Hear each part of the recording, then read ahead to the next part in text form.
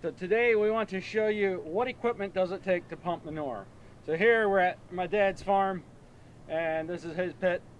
We're going to be draglining. We're trying out our new extendable swinger, and just to show you what equipment he uses. So we have a tractor with a PTO driven pit pump, kind of an old pump, nothing real fancy, but it works. One disadvantage with this pump is it's just a 6-inch heel pump. So it struggles to force feed more than about 1,800 gallons a minute. Once you get over that, it just runs out of capacity. Partly because it's 6-inch, also partly because it's 14 years old, the impeller's worn. It's not as efficient as it used to be. From there, we're force feeding into a high pressure pump.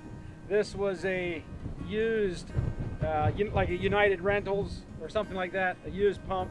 Any high pressure pump you can suction, however the pump isn't as efficient and it does not like trash, so we always force feed.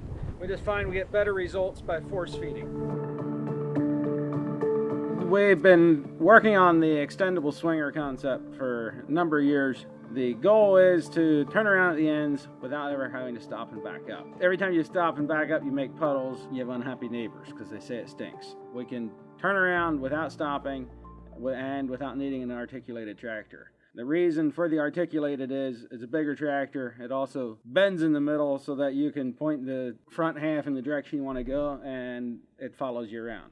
When you're turning around with the tractor, the hose is causing side pull on the tractor as you make your turn. Once you get about a quarter of the way into the turn is when the tractor will start wanting to go sideways. So with this extendable swinger, you get into the turn, you start extending it, and it basically gives you slack, takes the tension off the hose, allows you to turn around without the tractor sliding sideways and stopping and backing up and going again. This works a lot better, keeps your neighbors happy. Articulateds are the gold standard for injecting. However, they're big, they're clumsy, at least here in the East Coast with our narrow roads, plus operator comfort. Typically, everybody gets an old articulated and has a lousy seat, and their new fence, just sit better, ride better, everything. And they go faster going down the road. Another thing is there's a lot of farms in this area that don't have articulateds. They have plenty of row crop tractors, and this is a way to get the benefits of never stopping at the ends, of keeping your manure in the ground and not needing an articulated. So this swinger, this extendable swinger, is something I've been thinking about for a number of years already.